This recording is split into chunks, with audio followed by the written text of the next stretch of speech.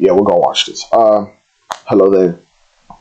The reason I'm watching this, right, is because of yesterday. Barack Obama and Biden were talking about how we need a vote or it's gonna be the end of a democracy, and I wanted to see what was going on with it, but that shit was like 44 minutes long, so I picked this one that says why the U.S. is not a democracy anymore. So we'll see. Let's check out. This check episode is brought to you by CuriosityStream. Yeah, Sign up yeah. using the link below and get free access to Nebula, where you can watch my original series, The New F Word. Ooh. Episode 3 is available right now. Fascism. The U.S. isn't a democracy. Really? It's a plutocracy. Plutocracy. And most Americans agree. What's a plutocracy? I thought he would have the definition on screen, but wait. Since 2020, the share of the people in the U.S. who say that their government mainly acts in the interest of a minority has grown from 52 to so it mostly acts towards the rich people and not the poor people, I guess, because the rich or the minority stands out as a free democracy with the highest share of people who says that global corporations threaten their democracy. Today, we're talking about so-called liberal democracy. Let's start with the definition. Democracy comes from this ancient Greek word, and translates to either rule by the people or rule of the people. This definition is a little bit vague, so for centuries, various thinkers have come in with slightly different wordings for the same idea. For example, you might be familiar with Lincoln's slightly expanded definition, government of the people, by the people, and for the people. But there is truly a huge variety of definitions of democracy, all with their own unique prefixes and caveats. Really? Ultimately, most definitions of democracy, whether they're trying to be universal or sketching out a more precise set of political institutions, are an attempt to realize the sovereignty of the largest group of people possible for any given society. Democracy is an attempt to give people the ability to decide what their lives and their society should look like, in contrast to a monarchy or a plutocracy, where one or just a few individuals would wield this power. Like any political concept, though, things get complicated when you move from the page to the real world. As with freedom, democracy can't be absolute. A democratic population can't abdicate its own power indefinitely, for example. Otherwise, it would be robbing its future citizens of democratic power. It can't remove decision power from any of its citizens in general, nor can it allow its citizens to remove each other's democratic power. It all gets a bit challenging when upholding one of these ideas conflicts with one of the others, in much the same way that freedom extends only so far as it does not infringe upon the freedom of others, and protecting that can mean limiting freedom in one way to reinforce it in another. The idea behind democracy is that it keeps this sort of stuff in check by ensuring power stays relatively evenly distributed between people. As a result, the decisions made in a democratic society should be reflective of the needs and wants of the population, and should generally be the product of that society's deliberation. But now let's look at the United States. Yeah. There's a good chance you've seen this graph before. Ideal presentation, elite presentation, bottom 90% representation. It's taken from a Princeton study on policy outcomes and voter preference, and it's one of the most direct pieces of evidence for the US's so-called democratic deficit. On the horizontal axis, you have the public support for any given policy, and on the vertical axis, you have the likelihood that this policy gets passed by Congress. In an ideal situation, the two should meet in the middle. If 100% of the public supports something, for example, there should be a 100% chance of Congress passing it, and vice versa for a policy that 0% of people support. But that's not what the graph shows. Using a set of nearly 2,000 policies across 2 decades, the authors of the study find that for the bottom 90% of the population, support for any given policy has no influence whatsoever on the likelihood of that policy getting passed. Which is crazy. The line is flat. Regardless of whether the bottom 90% want something to happen or not, there is no difference in the chances of Congress passing a bill about it. But that's not true for everyone.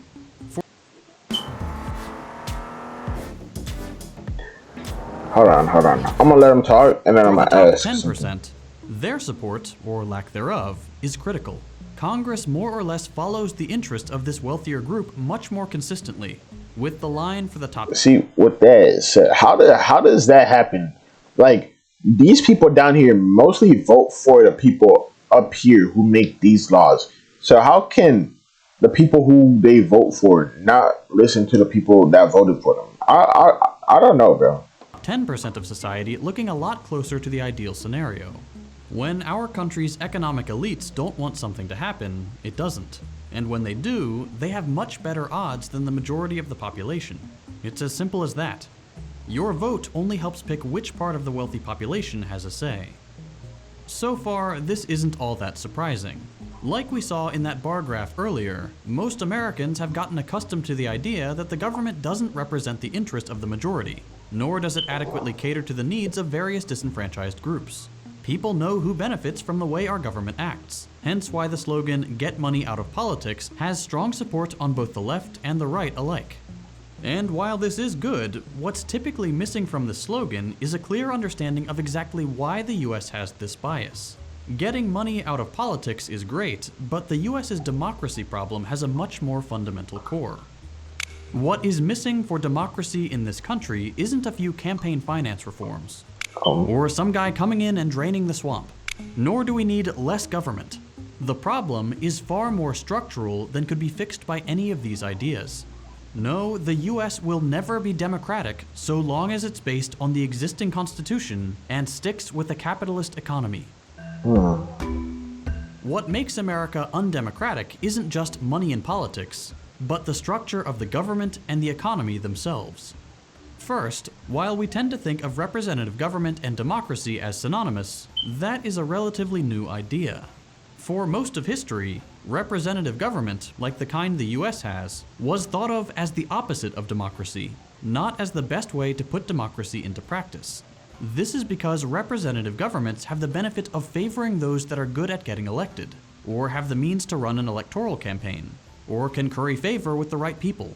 Representative governments can be molded to favor some people over others, by cutting up representation along geographic lines, for example, or setting rules that keep more radical voices out, like with age restrictions or a lack of proportionality.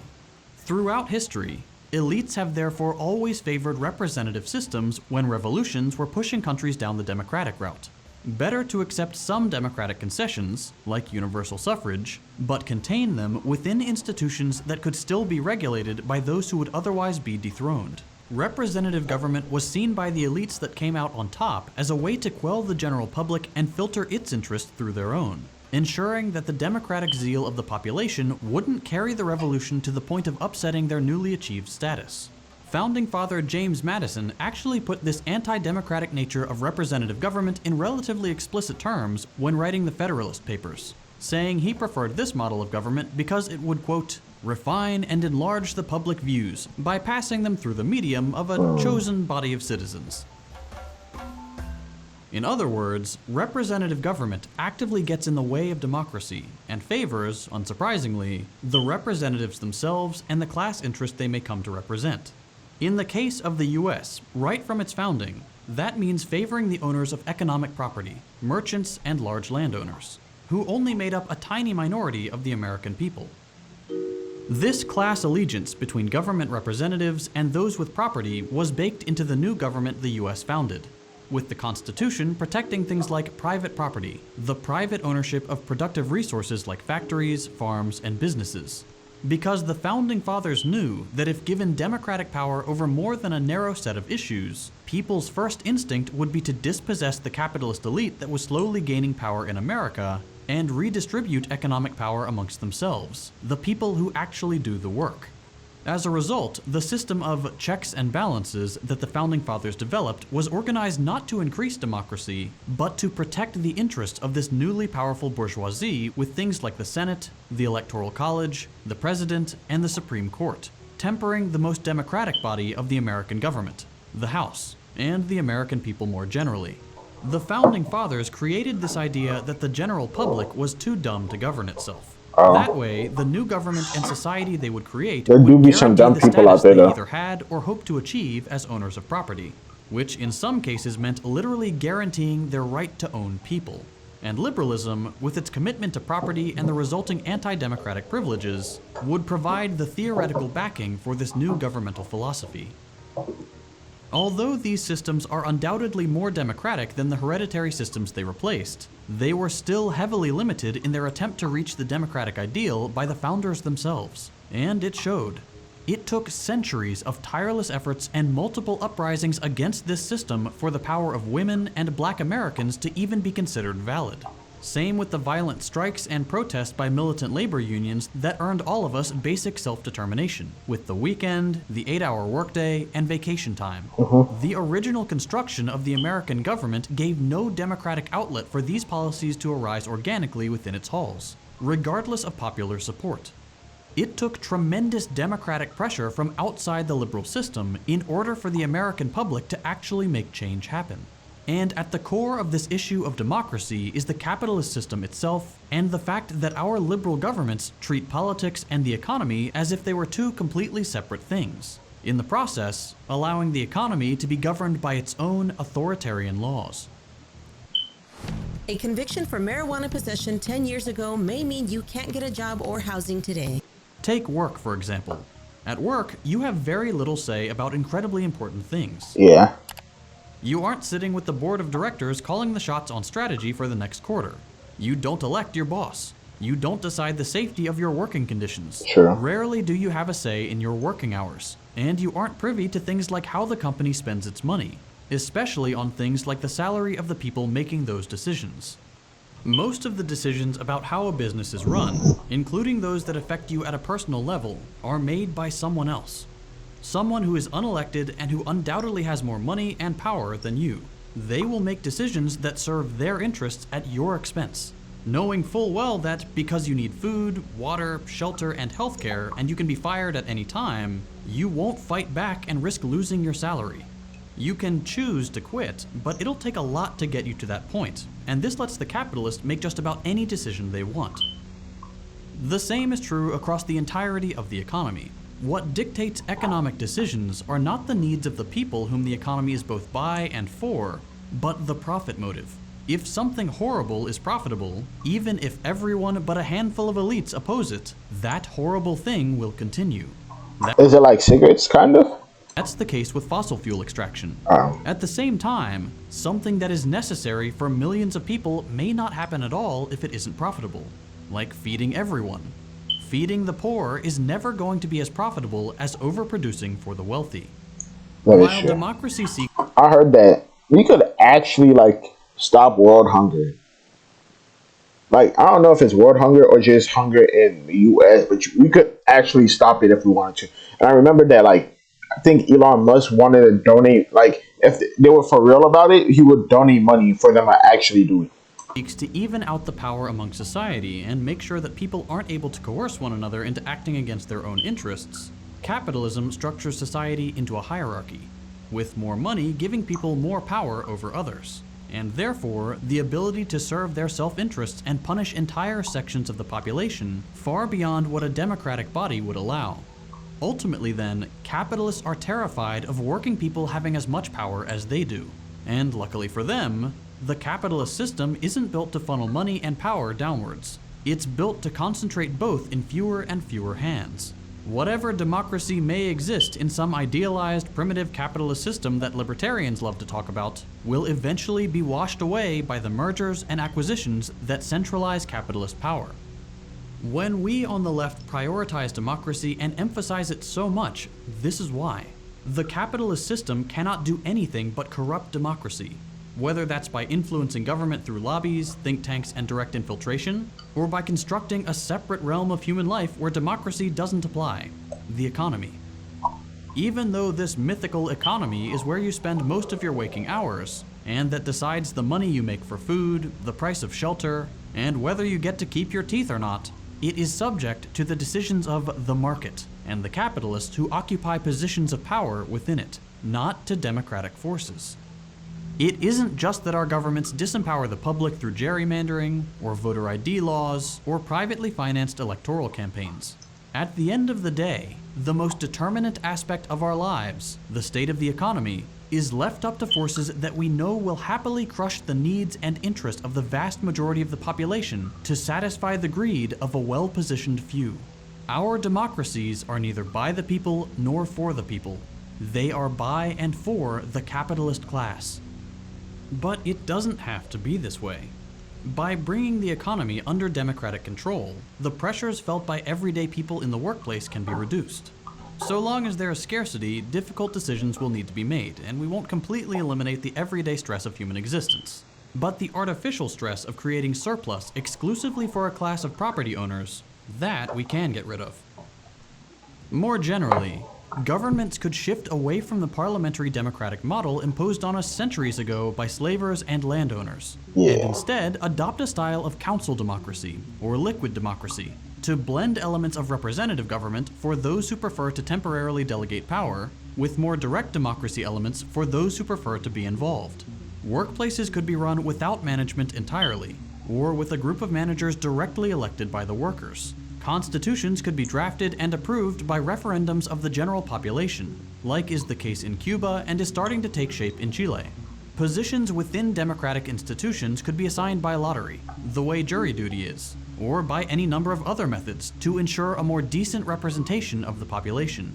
Central aspects of the economy could be planned or otherwise controlled to ensure that basic necessities are available to all, preventing people from using the threat of taking them away as coercion.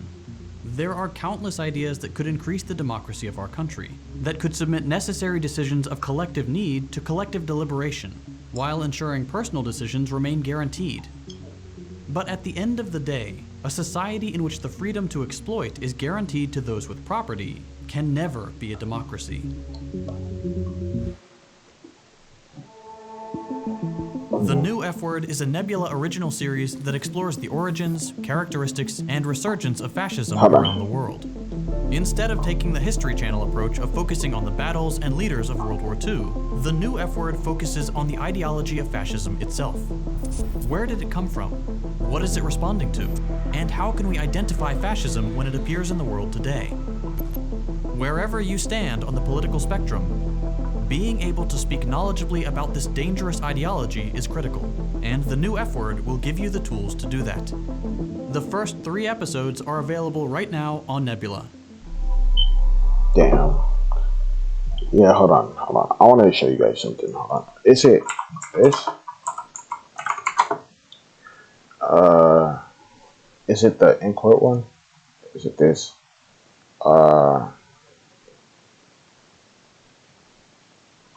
Cards in court. What is it? I remember watching it a while ago. It's about the mom who like can't feed her kids, but okay, hold on. Let me see if I can find it.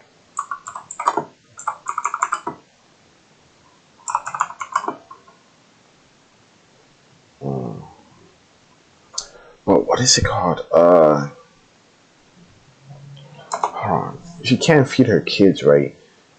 But then there was this office who gets a budget of like $65K. Hold on.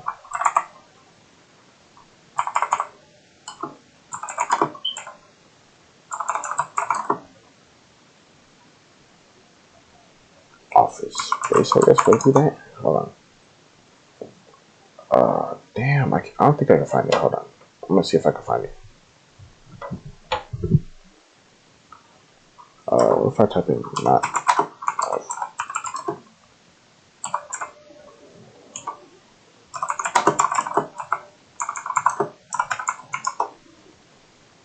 Hold on.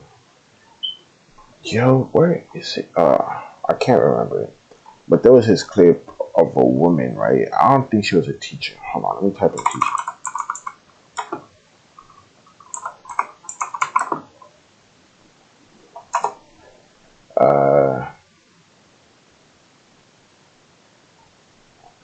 Would be in court.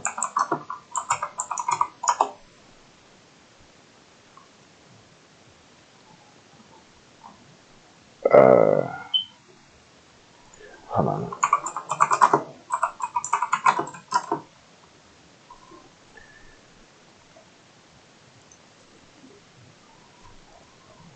So you can't feed kids. Can't survive.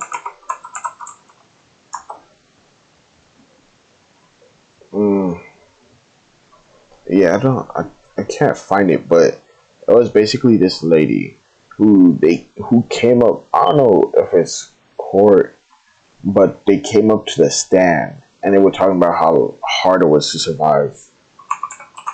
Wait, talks. Oh.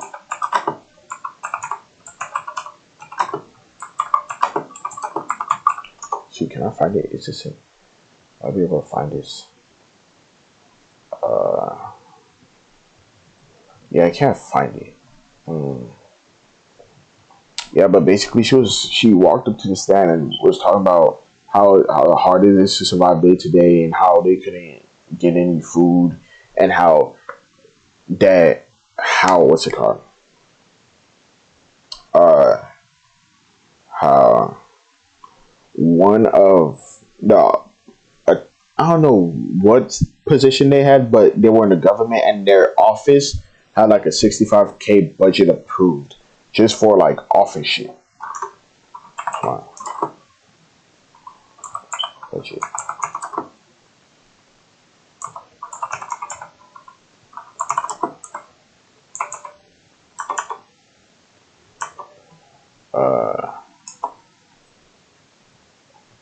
Yeah, I've been looking for it, but I can't find it. Either way, subscribe to me. Let me know if you guys know what video I'm talking about, because I swear I've seen it, I just can't find it. Subscribe to me, like my shit. Let me know how you guys feel about it. I don't even know, bro, honestly. So yeah, bye.